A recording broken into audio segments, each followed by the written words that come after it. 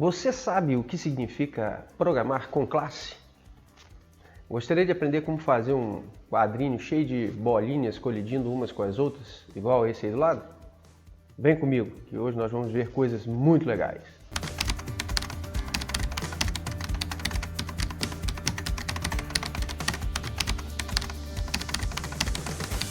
Muito bem, hoje nós vamos ver a diferença de trabalhar com classe e trabalhar sem classe. Vamos ver o que significa isso. E vamos aproveitar para ver também uma forma de organizar melhor o nosso código ali no nosso arquivo HTML e os nossos códigos JavaScript. E para começar, eu já deixei aí na tela para nós o nosso código, mais ou menos como nós já estamos trabalhando aí há alguns vídeos, né?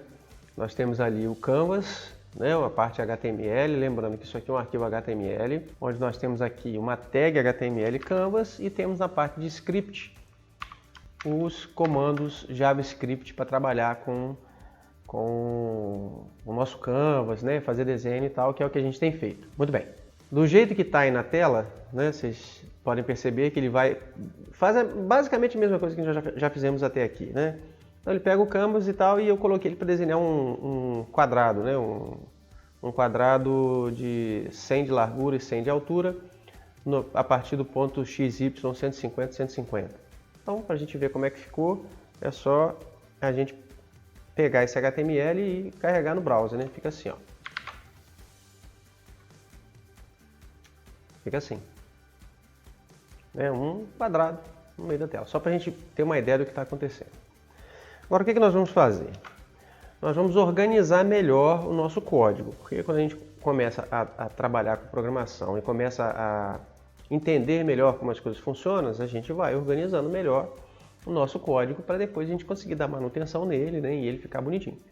Então, no nosso caso aqui, o que nós vamos fazer? Nós vamos pegar esse pedaço do script aqui, ó, e nós vamos tirar esse código daqui de dentro, vamos criar um novo arquivo, e eu já criei ele aqui, eu vou chamar ele de programa.js, tá vendo? Vou colocar aqui, ó, o código nosso lá, canvas igual a document, ctx igual a canvas.getContext e tal. Esse cara aqui vai ficar gravado aqui no mesmo local onde está o HTML, na mesma pastinha, e o nome dele eu chamei de programa.js. O .js, o nosso querido Notepad++ já entende que é JavaScript, então ele vai colocar essas corzinhas diferentes aí para a gente poder identificar melhor as coisas, certo? Então vou deixar ele aqui. Voltando para o nosso HTML, vou gravar ele aqui, e aqui dentro de script eu vou indicar no script, ao invés de escrever o código JavaScript, eu vou indicar que eu vou usar um arquivo externo chamado programa.js. Como é que eu faço isso? Assim, ó. Eu venho aqui dentro do script, dentro da palavra script, digo assim, ó, src igual, abre e fecha aspas. src é a abreviatura de source, que em inglês significa fonte, que é a fonte do que eu vou utilizar, É a fonte dos dados, o código fonte. Então, source é a fonte. Onde é que está a fonte? Vai estar em programa.js. Aí eu posso fazer assim. Muito bem. Feito isso, o que aconteceu com o nosso HTML?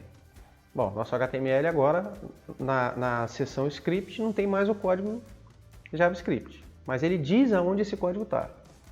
E lá onde esse código está, nós vimos que está o mesmo código que estava antes. Então, nesse momento, o que mudou? Nada. Se a gente mudar aqui, ó, teclar F5 para atualizar, ó, mudou nada. Continua fazendo a mesma coisa. Agora, vamos ver se funciona realmente mexer no código, no outro arquivo, no arquivo JS, ao invés de o arquivo direto no HTML. Então, vamos lá. Ele está aqui, nós vamos mexer aqui. Então, ao invés de um fill rect 150, 150, 100, 100, eu vou colocar aqui um 0, 0.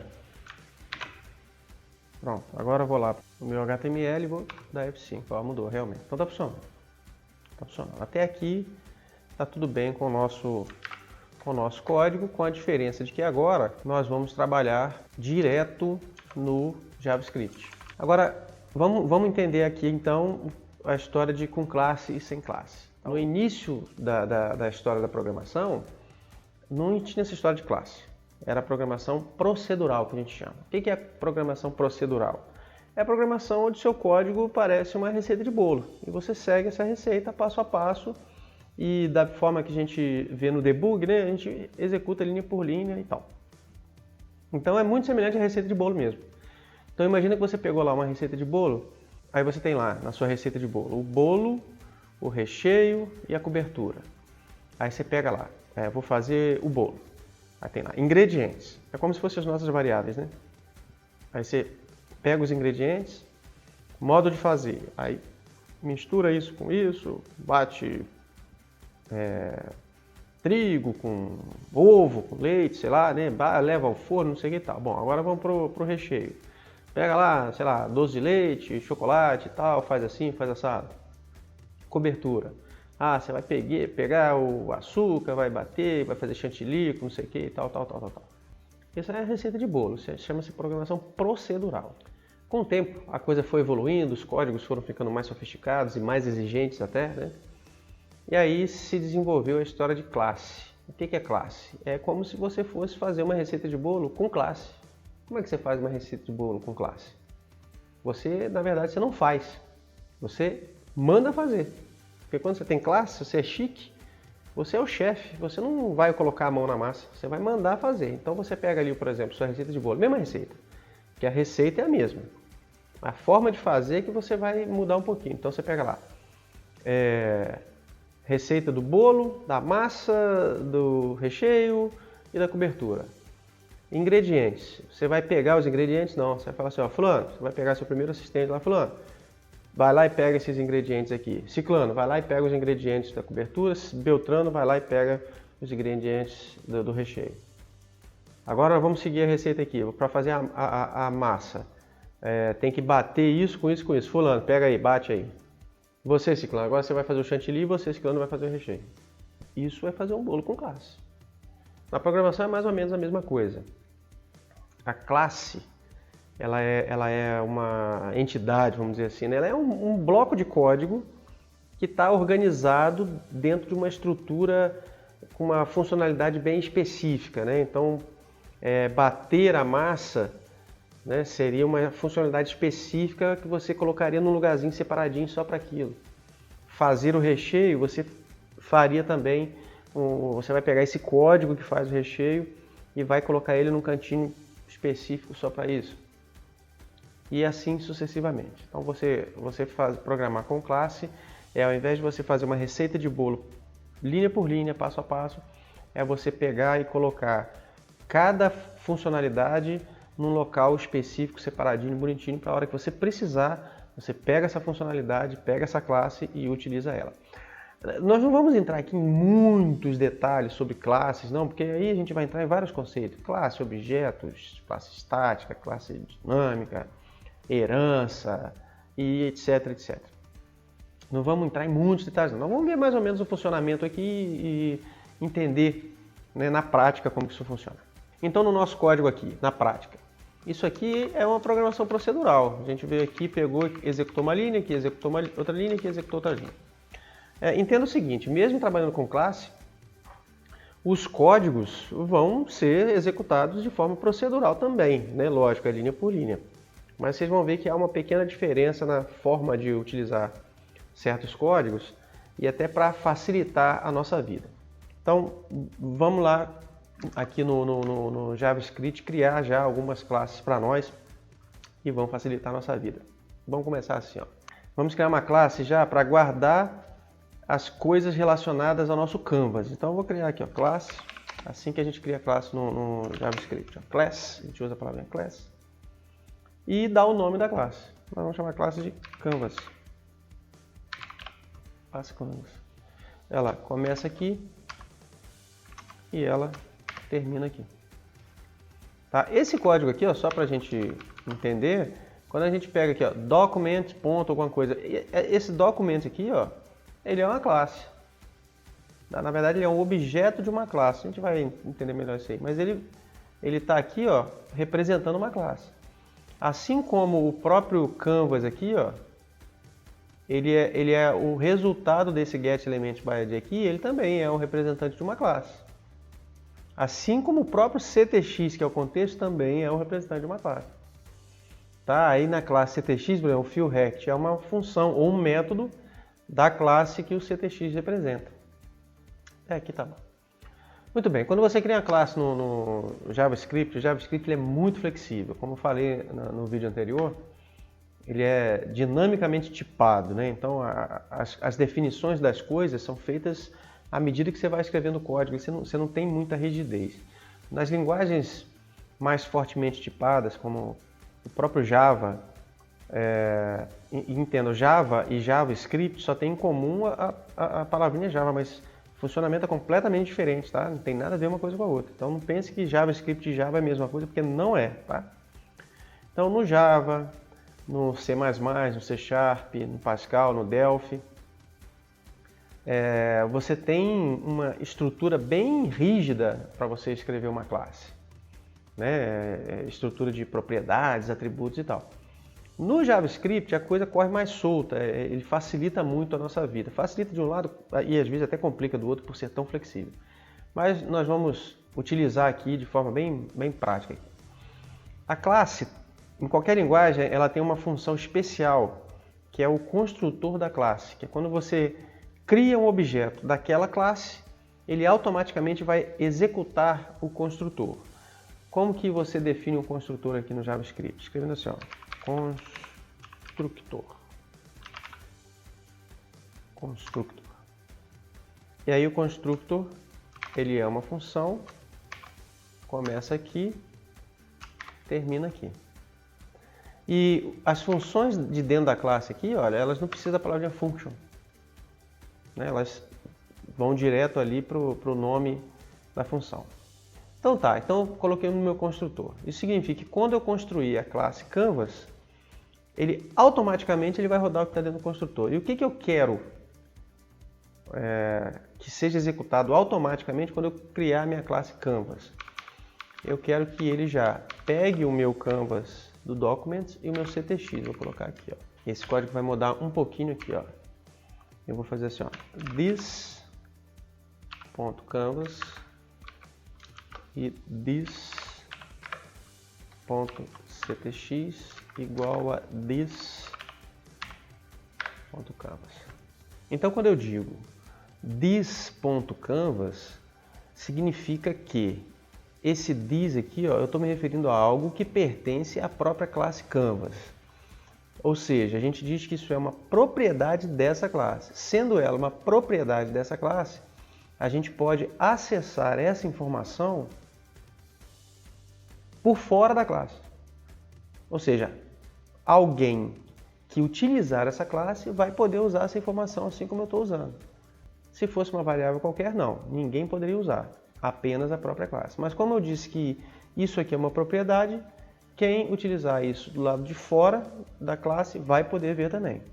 Nesse caso aqui, ó, a gente nem precisa que o Canvas aqui, ó, seja do this, porque eu não vou precisar dele para mais nada. Eu só vou precisar, na verdade, do CTX. Eu não vou precisar do Canvas, né? Então eu posso fazer assim, ó, const Canvas igual a documents tal, e o CTX igual ao Canvas, this.ctx igual a canvas.get. Aí nesse momento que é o this.ctx aqui, ó, se torna uma propriedade da classe. Aí quem quiser usar aqui fora vai poder. Como? Bom, é assim, ó. Primeiro, o que a gente faz? A gente cria um objeto daquela classe. A classe, ela é como se fosse uma planta, um blueprint que chama, né? Uma planta, um modelo de como você criar um objeto a partir dela. Você não vai usar ela direto, né? A não ser que seja uma classe estática, mas nós não vamos falar disso agora não. Nós vamos criar então um objeto do tipo Canvas. Eu vou fazer assim, ó, const Canvas igual a new Canvas. O que eu estou fazendo aqui? Eu estou criando uma variável constante. Por que constante? Porque ela não vai mudar. Essa variável aqui vai ser esse Canvas aqui para o resto da vida. E como é um objeto de uma classe, eu uso a palavrinha new, é um novo objeto da classe Canvas. Quando eu fizer isso aqui, automaticamente ele vai executar esse construtor e eu vou poder acessar as propriedades e métodos e funções dessa classe. E o primeiro que eu vou utilizar vai ser isso aqui, ó, canvas.ctx.fillRect. Ok? Será que vai dar certo? Vamos ver, vou gravar aqui. Vou lá para o meu HTML, vou dar um F5. Olha lá, funcionou. Vamos chamar o debug? Olha o que acontece aqui. Ó. Vou colocar aqui o breakpoint.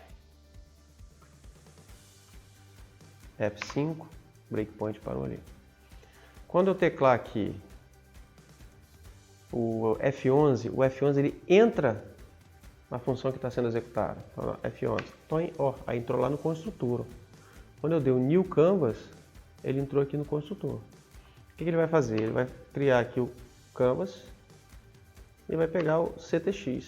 Pronto, o CTX é uma propriedade agora desse objetozinho canvas aqui, ó. Aqui, ó. Canvas é isso aqui, ó. Tá vendo? Ele é um objeto, ó. Ele é um objeto. E dentro dele tem um CTX. O que é o CTX? Ele é um Canvas Render Context 2D, que é a classe do CTX. Quando eu faço aqui, ó, fez lá o fillRect. Legal, né? Então, vamos em frente. Vamos voltar ao nosso código e vamos ver mais coisinhas legais em relação a isso.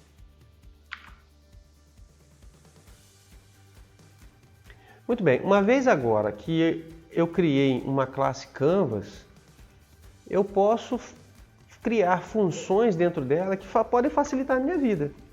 Por exemplo, eu posso criar aqui uma função chamada hatch, de retângulo. Vou criar essa função aqui, ó. E o que eu vou querer com essa função? Eu vou querer desenhar um retângulo. Então eu vou passar para cá, ó, esse código aqui, ó. Certo? Só que para fazer o retângulo eu preciso da coordenada x, da coordenada y e da largura, né? Da largura, vou colocar assim, ó, largura e da altura. Aí eu vou colocar aqui assim, ó, x, y, largura e altura. Pronto. A minha classe Canvas agora tem um método, no caso uma função, né, que chama hatch, que eu abreviei para hatch porque eu não quero escrever muito. Hatch eu sei que é retângulo, onde eu passo as coordenadas. Então aqui, ó, ao invés de ao invés de Canvas, CTX, fillRect e tal, vou fazer canvas.hatch. Pronto. O Canvas vai chamar o hatch, que chama o fillRect. E toda vez que eu quiser desenhar um retângulo agora, eu não preciso ficar chamando ctx.fillRect. Basta eu fazer assim, ó. Aqui na posição 150, 100, um retângulo de tamanho 50 por 80. Gravei, vamos voltar lá para ver.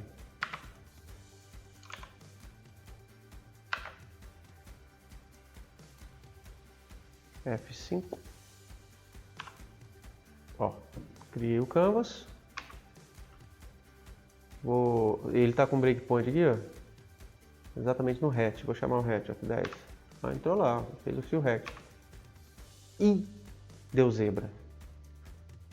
Por que deu zebra? É fácil de entender. Vou mostrar para vocês aqui, ó. Deu zebra porque ele não conhece CTX.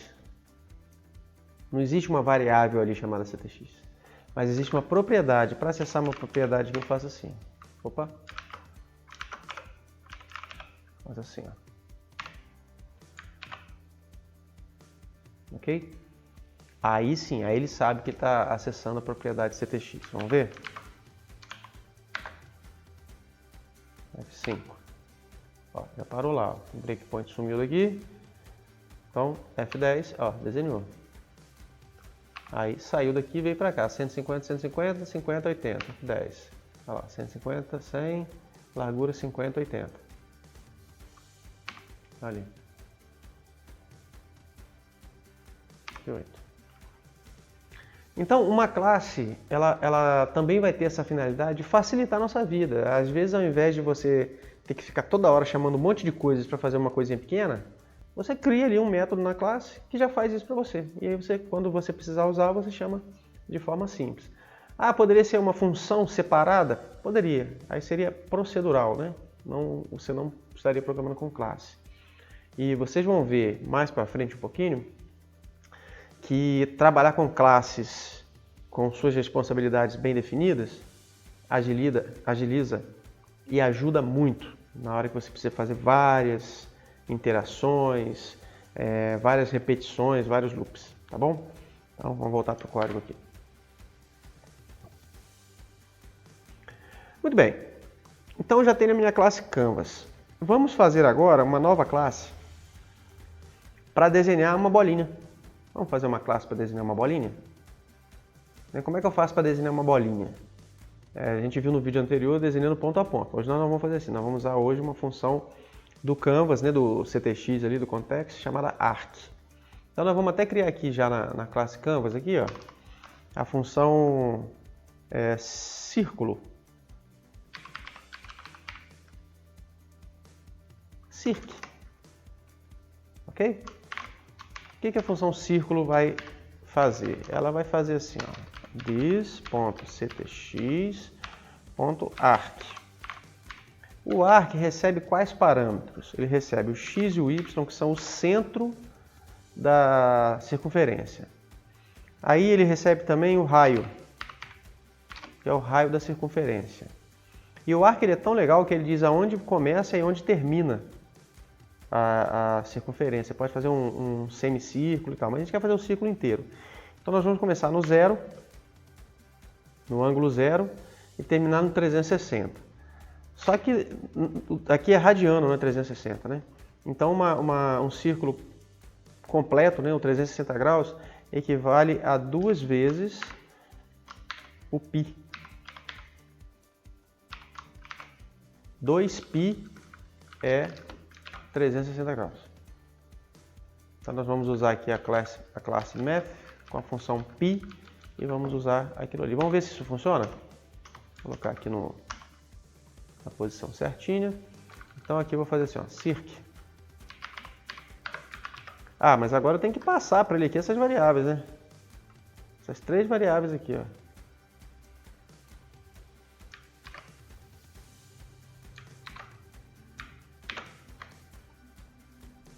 Pronto, então eu vou passar aqui no circ. Eu vou passar a posição 150, 150, um raio de 50.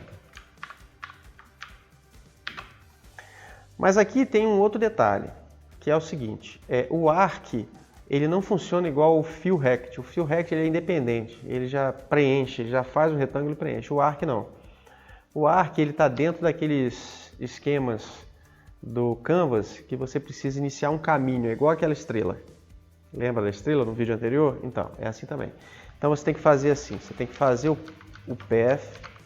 Então, ctx.beginPath. Aí você faz o arc. Aí você fecha o path, porque o arc é o caminho completo que eu quero, close path. E aqui você vai dizer se você quer fazer só o contorno do círculo ou se você quer fazer o círculo preenchido. Eu vou fazer ele preenchido, então eu vou chamar o ctx.fill.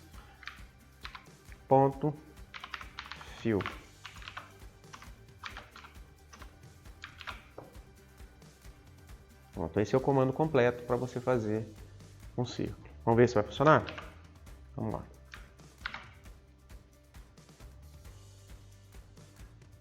F5. Vou parar aqui, ó. Então ele fez o retângulo, que é o primeiro comando lá, o hat, né? E caiu aqui no círculo. Circ, x 150, y 100, raio 100. Então vamos ver. Tá. Olha lá. O círculo. Agora, vocês concordam comigo que está faltando uma coisinha para ficar mais legal? Que é a cor. Vamos colocar uma corzinha aí nessas nossas funções? Vamos lá. Vamos voltar lá no código. E vamos passar aqui, ó, a cor. Vamos passar aqui também, ó, cor. Agora, como é que eu faço para estabelecer essa cor aqui no Fill Rect? Para o Fill Rect, tanto para o Fill Rect quanto para o CTX Fill aqui, ó, ele vai usar a cor que estiver definida no Fill Style do CTX. Então, this.ctx.fill style igual a cor. Mesma coisa aqui. Então ele vai definir a cor de preenchimento e vai fazer. Agora, Roger, como é que eu faço para passar a cor? Como eu falei no vídeo anterior também, você pode passar a cor através de nomes pré-definidos, por exemplo, red, por exemplo, yellow. Vamos ver?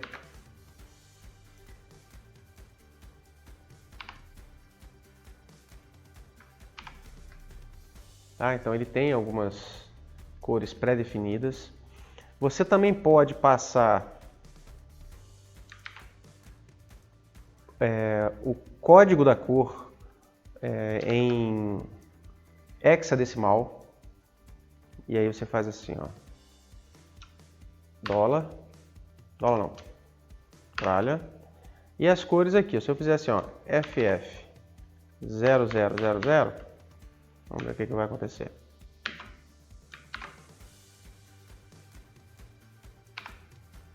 Ó, ficou vermelho. Por que ficou vermelho? Porque as cores, elas são no formato RGB.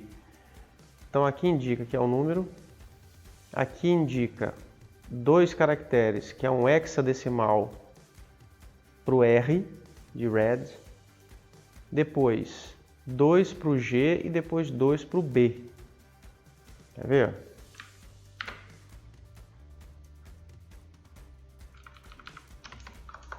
0, FF. E aqui eu vou colocar 00, FF. Vamos fazer mais um aqui, fazer outro retângulo aqui, ó. Vou colocar 200, não, posição 200, na altura 0, vou colocar 80%. E aí eu coloco o primeiro aqui com FF. Assim. Assim. R, G e B. Red, Green, Blue. Isso significa que esse primeiro aqui, ó, vou colocar o breakpoint aqui, ó, é o azul, porque R nos 2 primeiros, nos 2 do meio G e os 2 últimos o B de Blue. FF é o hexadecimal mais alto, com 2 caracteres, que é o 255. Então ele colocou o azul na intensidade 255. Da mesma coisa aqui ele fez com o verde e o vermelho, mesma coisa. E você pode utilizar os valores de 0 a FF, aí você tem que entender de hexadecimal, isso aí é assunto para outro vídeo. E você também pode misturar as cores, e aí chegar em amarelo, cinza, do jeito que você quiser aqui. Essa é uma forma, essa é a segunda forma, né, de você passar cores. Você poderia passar yellow, blue, red, escrito, pode fazer assim, ou você também pode fazer assim, para facilitar mais ainda. Você pode colocar assim, ó, RGB e dizer a intensidade que você quer de cada um. Então eu posso colocar aqui no vermelho 255, no verde 90 e no azul 30. Posso fazer assim. Posso até deixar juntinho assim, ó. Vamos ver?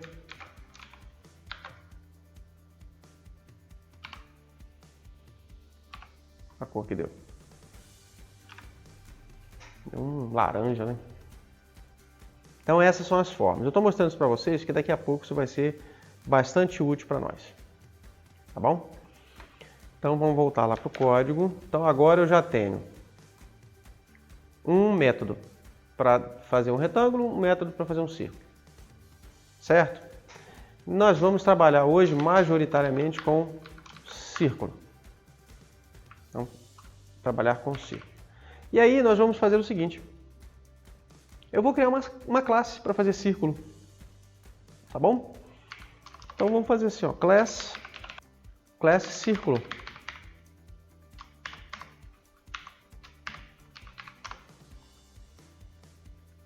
E nós vamos já definir no construtor algumas informações importantes para o círculo. E a primeira delas vai ser a posição do círculo, posição x, y. E por que não o raio? E por que não a cor?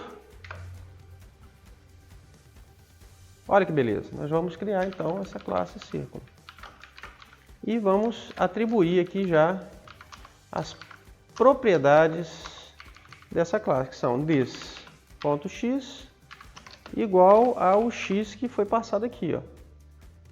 Então o círculo vai ter a propriedade x, o círculo vai ter a propriedade y, que vai ser igual ao y que foi passado aqui. Ele vai ter a propriedade raio,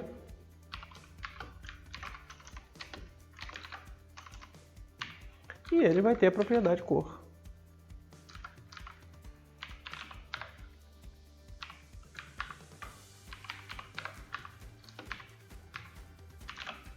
Pronto. Então, quando eu construir um objetinho do tipo círculo, eu já vou passar para ele essas atribuições aí.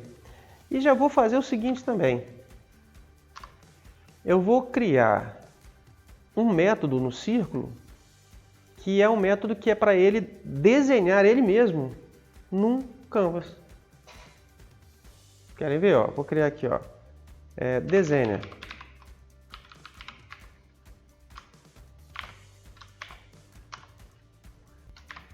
O método desenha. Ele vai se desenhar. Vai se desenhar onde? Eu vou passar o canvas que ele vai desenhar. E aí o que ele vai desenhar? Ele vai fazer assim, ó, canvas ponto circ. Em que posição? Na posição this.x,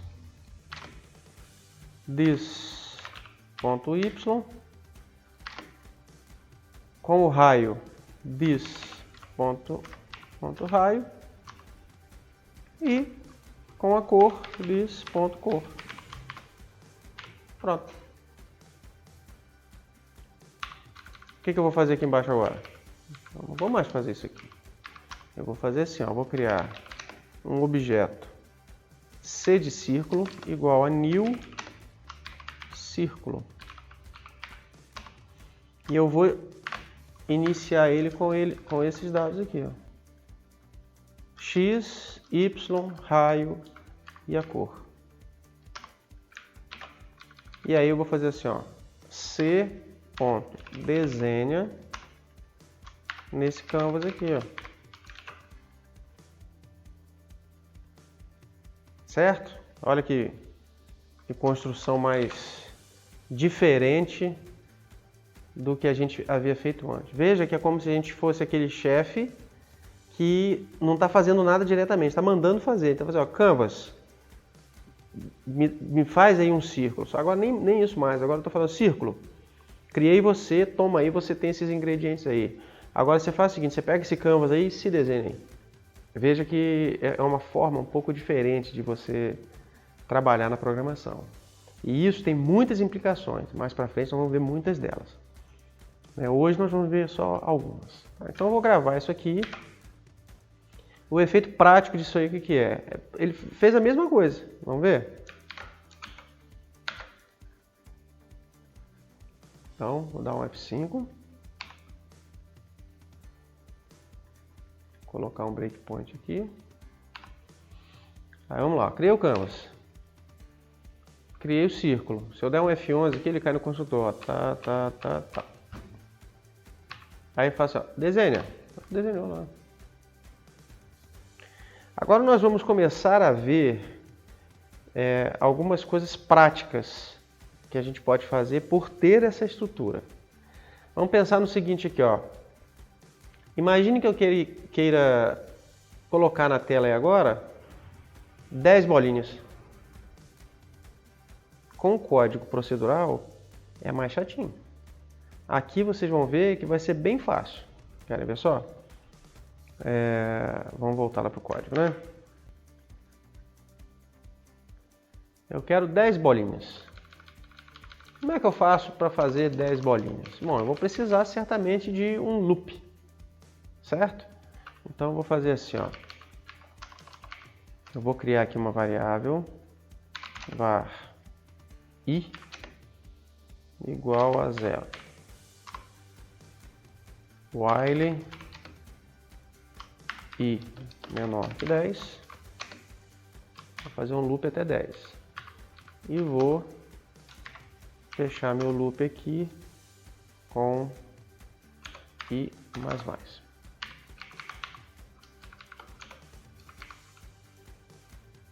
Se eu fizer do jeito que está aqui, olha só o que vai acontecer. Vamos lá, criei meu canvas, vou entrar no loop, ó. Criei um objeto C. Tá aqui meu objeto C, que é um círculo, tá vendo? É do tipo círculo. E ele já criou com essas propriedades todas aqui. Desenha ele aí para mim. Desenhou. E mais, ó. Aqui ele vai criar outro objeto C. E vai desenhar. Mas, Roger, não fez diferença. É porque está desenhando tudo no mesmo lugar. Ó. Você criou outro objeto círculo na mesma posição com a mesma cor. Ó. Não vai fazer diferença. Então vamos voltar para o código aqui. Vamos tentar enxergar coisas diferentes aí. Vamos fazer o seguinte aqui, ó. O meu X, aqui, ó. Eu vou fazer assim, ó. Var x igual a i, começa no 0, vezes 10, i vezes 10. Então vai ser 0, 10, 20, certo? Então 0, 10, 20, 30, 40, 50, 60, até 90. Então esse vai ser meu x. O meu y igual vai ser i vezes 10 também. Então vai ser 0, 0, 10, 10, 20, 20, 30, 30. E aqui eu vou passar x, eu vou passar y. Eu vou diminuir o tamanho, vou colocar um raio de 10. Pronto. Por enquanto tudo da mesma cor. Vamos olhar.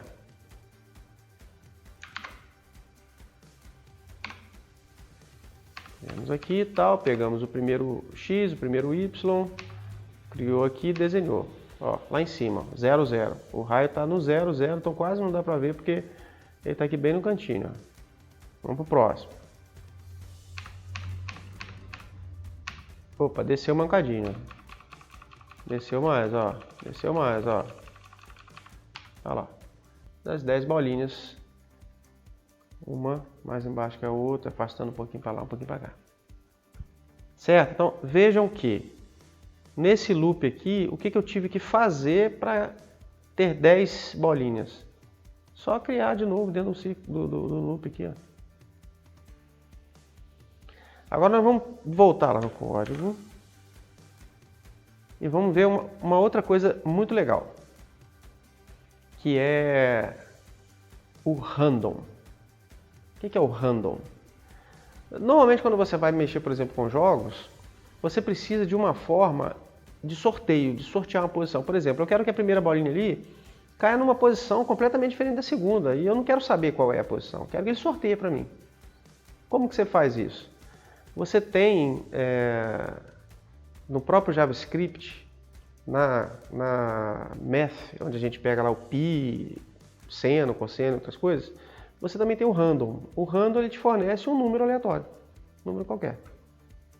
né? Na verdade, ele vai sortear um número entre 0 e 1. E vai ser um número com várias casas decimais sorteado. E aí você manuseia esse número da forma que você quer.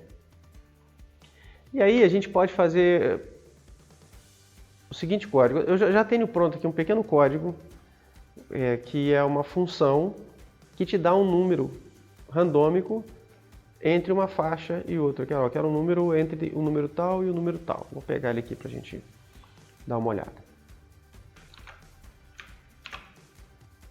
Então, aqui, get random. Mínimo e máximo. Então, ele vai me sortear um número. O sorteio mesmo ocorre aqui, ó. Mas eu quero dizer qual é o meu número menor e o meu número maior. E aí ele vai me dar um número entre um e outro. Então, o código é esse aqui. Ele vai fazer o sorteio aqui. Ele vai pegar a diferença entre o maior e o menor.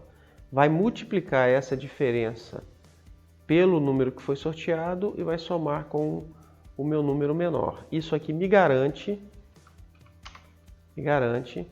que ao passar aqui, por exemplo, eu quero um sorteio entre 1 e 100, vai vir um número entre 1 e 100. E um número quebrado, tá? Pode ser milhares de números diferentes aqui, porque eu não peguei aqui um número inteiro. É qualquer número entre 1 e 100 e bem randomizado mesmo. E aí o que eu vou fazer aqui? Ó? O meu x aqui, ó, eu vou fazer x igual a get random. Eu quero qualquer número entre 0 não, porque como o meu raio do ciclo vai ser 10, então eu não quero ele colado lá em cima não. Então entre 20 e 300. O y vai ser outro randômico entre 20 e 300. Ok? Então, vamos gravar isso aqui, vamos ver como é que fica.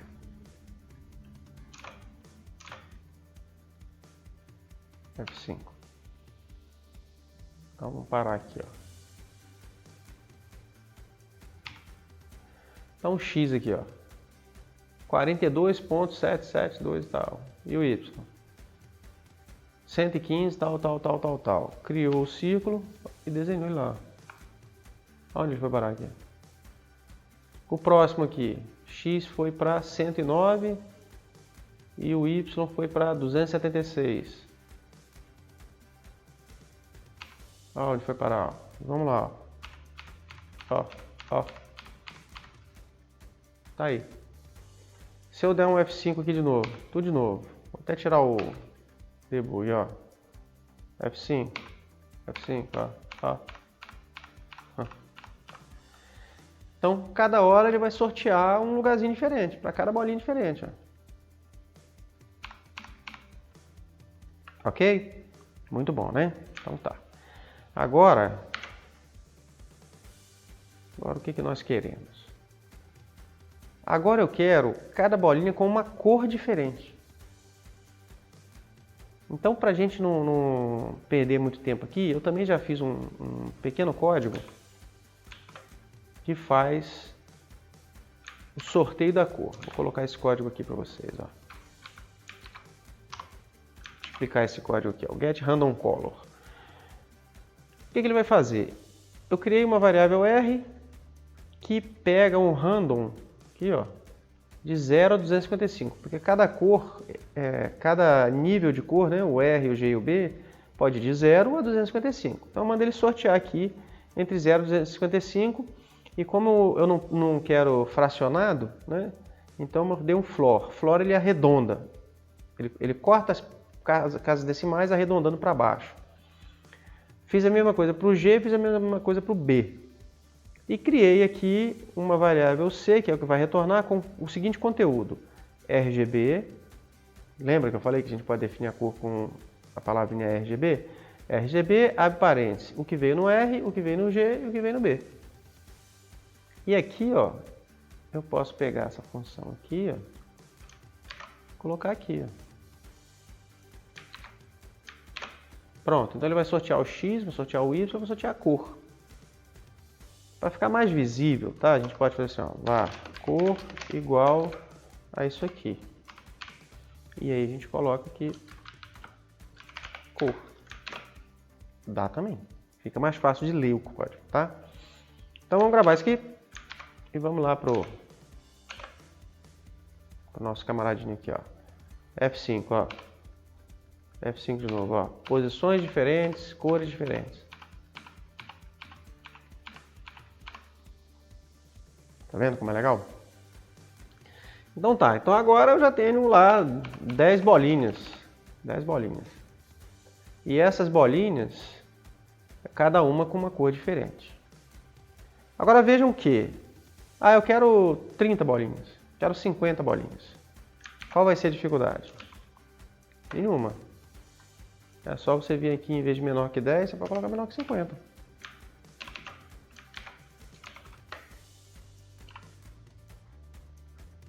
Viu? Como é que é fácil?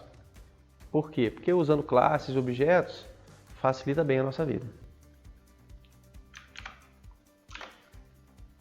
Muito bem, então vamos deixar aqui por enquanto com 10 mesmo. Agora, Roger, eu quero ver essas bolinhas se movimentando. Quero ver essas bolinhas andando. Para movimentar as bolinhas, o que eu vou ter que fazer? Eu vou ter que variar o x e o y delas, né? Tem que variar o x e o y delas. Como é que eu vou fazer para variar o x e o y delas? A minha bolinha aqui, ó, o meu círculo aqui na minha classe, eu tenho aqui o x e o y delas aqui. Mas eu não fiz nada para variar isso. Vamos criar, então, uma velocidade para eles?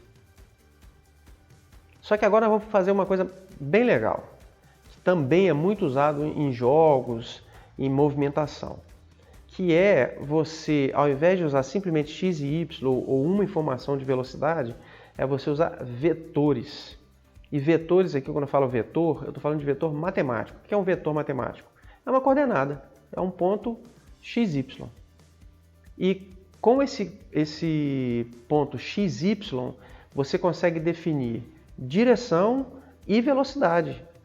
Por isso que no desenho, se não me engano, não sei se é meu malvado favorito, né? Tem lá o vetor. Por quê? Porque eu tenho direção e velocidade. É por isso mesmo, porque se você traçar uma reta que vai do ponto 0 até o ponto xy do vetor, essa seta vai te dizer a direção. Então ela pode estar apontando para lá, para baixo, para cima, para a direção que for. Pela coordenada xy, você traçando uma reta do ponto 0 até ela, você sabe a direção. E o tamanho dela dá a magnitude, né? Te dá, então, no nosso caso aqui, a velocidade. Ou a distância de um ponto a outro e assim por diante. Então, veja só, apenas com uma coordenada xy, você tem várias informações interessantes ali. Então, nós vamos criar uma classe vetor. E o que essa classe vai ter já no seu construtor como propriedades iniciais? Construtor. Ela vai ter o x e o y. De propriedade, o vetor só precisa disso. Não precisa de mais nada. Então, vou colocar aqui, this.x igual a x. E o this.y igual a y. Pronto, basta essas duas características para nós. Isso vai ser a classe vetor. Aí o que acontece? O nosso construtor aqui, ó, do círculo, o círculo ele não vai receber mais xy. Ele vai receber aqui uma posição. E essa posição, o que ela vai ser? Ela vai ser um vetor. Então, o this.x aqui vai ser this.pos igual a pos. E aí, essa minha posição aqui, ó, eu vou passar não mais simplesmente o x e o y, eu vou passar um vetor, um objeto do tipo vetor. E também vamos passar aqui, ó, logo após a cor aqui, ó, posição, raio, cor, vamos passar a velocidade. Não, veloci. Que vai ser outro vetor. Onde eu vou definir pelo ponto xy desse vetor a velocidade no eixo do x e a velocidade no eixo do y. Vocês vão ver só que legal. Então eu vou colocar assim, ó, this ponto velocidade igual a veloc. E aqui eu vou fazer assim, ó, posição, para ficar legal. Então aqui a variável pos vai ser jogada para dentro da propriedade posição do círculo e veloc vai ser jogada para dentro da propriedade velocidade. Certo? Então agora quando eu construir um círculo aqui embaixo, ó, eu não posso mais pegar e jogar x e y aqui. Ó. Eu tenho que jogar aqui uma posição e depois da cor aqui eu tenho que jogar uma velocidade.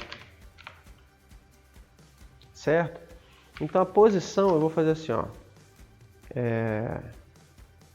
Var pos igual a new vetor. Então a minha posição é um novo vetor. E que posição vai ser essa? X e Y. Eu acabei de sortear ali. E a minha velocidade? A minha velocidade, eu vou criar aqui, ó, var vx, que é a velocidade do x. Eu vou fazer um random, mas eu vou fazer um random entre menos 3 e 3. Ele pode estar, o x, ele pode estar crescendo para frente, né, ou pode estar diminuindo e fazendo o x ir para trás. Ele pode estar indo para lá para cá. E vai ser uma velocidade máxima de 3 negativo e 3 positivo. Vou fazer a mesma coisa com vy. Mesma coisa. E aí eu vou criar aqui o meu var velocidade igual a new vetor com vx e vy. Pronto. E aí esse veloc aqui é o veloc que eu vou passar aqui. Ah, agora pronto. Agora já está tudo mexendo, já está correndo na tela. Vamos ver. F5. Ih, deu zebra. Cadê o debug? Para dizer onde é que está a zebra. Vamos ver onde é que está a zebra? Vamos lá.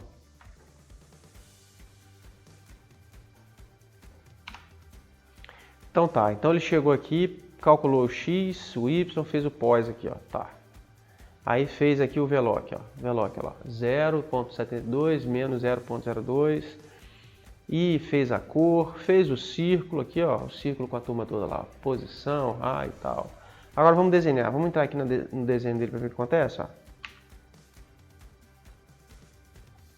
Dis.x. O que é dis.x? Não tem mais dis.x. A gente agora tem a posição aqui, ó. Então não vai funcionar mesmo. Felizmente, não funcionou. Então vamos voltar lá para o código. Aqui então, no desenho aqui, ó, não é dis.x, é dis.pos, ou melhor, posição, né? Aqui, ó, posição ponto x. Dis.posição ponto y. Agora vai desenhar, vai correr na tela, vai ser uma beleza, ó, F5. F10, ó, desenhou a bolinha lá, ó. F8, tirar o aqui. Bom, Roger, eu vou dar F5 de novo, ó. Olha. Ó, que beleza, desenhou, mas cadê o movimento? Não tem movimento. Aonde você falou que as bolinhas tinham que se movimentar? Você não falou em lugar nenhum. Então agora nós vamos ver o que a gente precisa para fazer a movimentação.